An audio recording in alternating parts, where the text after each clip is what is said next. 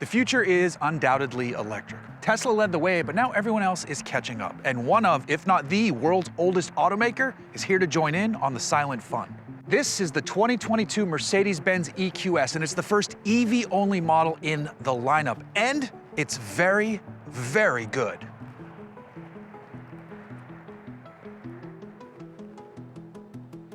A quick note before we dive in. We started the week in the Mercedes-Benz EQS 580, and we were planning to fully review that one. But we got a screw in the rear tire the morning of our full shoot. Mercedes was kind enough to lend us an EQS 450 Plus to finish our task, but we had to use some footage of both cars, as the weather was also against us here in Southern California at the moment, so you'll see either one in some shots. Now, back to the rest of it all, and thank you for watching. We say standalone, but it's at least related to the S-Class. Still, it looks different enough on the outside that we're okay with the designation. And speaking of the outside, it's our least favorite part of the car. It's like a melted S-Class. Still, the optional wheels on the EQS 580 are excellent, as is that satin gray paint you can get.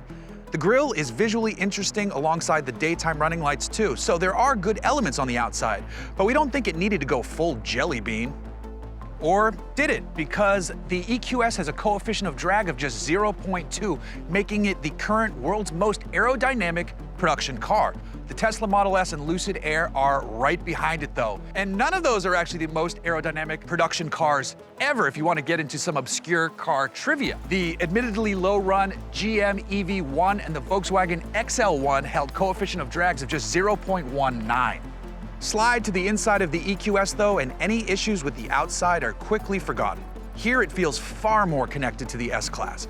The seats are excellent. With the wheelbase pushed to create small overhangs, you have plenty of cabin space, even with an oddly raised rear seating space. And then of course there's the hyper screen.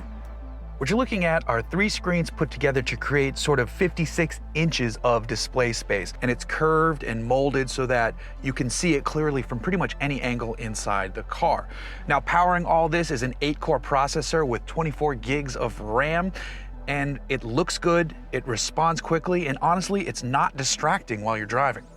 That's because you also have augmented reality head-up driving directions, MBUX voice assistance, and of course CarPlay or Android Auto as well. And if you don't want this gigundo screen, remember, it's an option, as the standard screen is a far more simple 12.8-inch display. Now, as for power, you have 2 options on the EQS. Both Benz models utilize a 107.8 kilowatt-hour battery pack. The EQS 450 Plus employs a rear-mounted motor to deliver 329 horsepower and 419 pound-feet of torque, and returns around 350 miles of range per the EPA.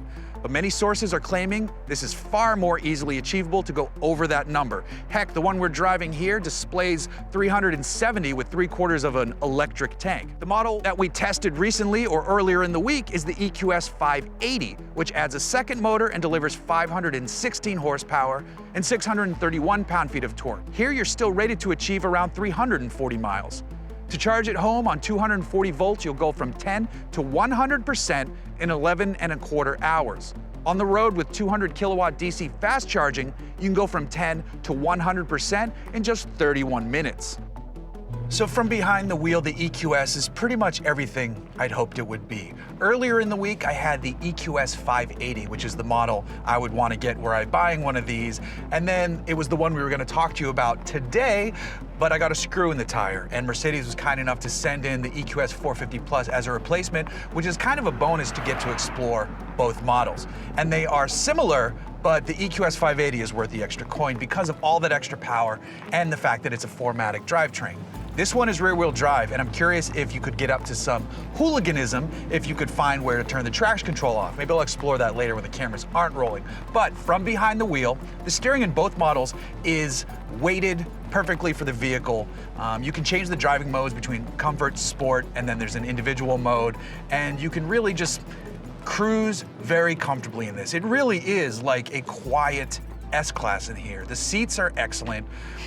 The visibility is great. The light coming in from this panoramic roof is wonderful. And there's really a lot to like on the inside of this thing. Now, you can even get these with an optional rear steering system, which the cars come fitted with them, whether you want them or not. And then if you decide later on that you want to spend the money to upgrade to it, you can do it via an over-the-air update, which is kind of a neat feature. The brakes on this version feel a little softer than the one on the 580. I wonder if that's just a pad wear issue, but I did notice that the 580 seemed to grab a bit more aggressively and how I like my brakes to feel. This one stops fine, it just takes more pedal travel to do so. So that does lead me to believe that it is possible that it is brakes, knowing the way other auto journalists drive their cars and the way they treat them.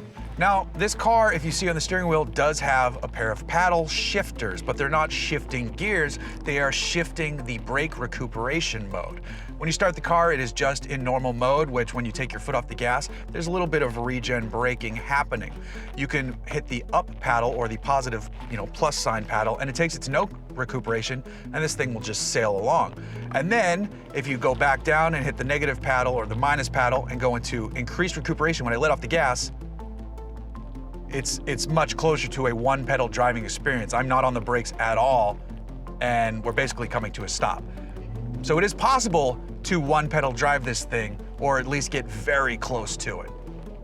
Now, as far as power goes, it's fine here in the 450. There's even decent punch to be felt. I will tell you though, in the 580, it's pretty awesome. It is not as quick as the Model S, that's for sure. It is a wonderful S-Class-like ride, and I really appreciate that. And that's what the customer buying this should expect, and Mercedes is delivering on it.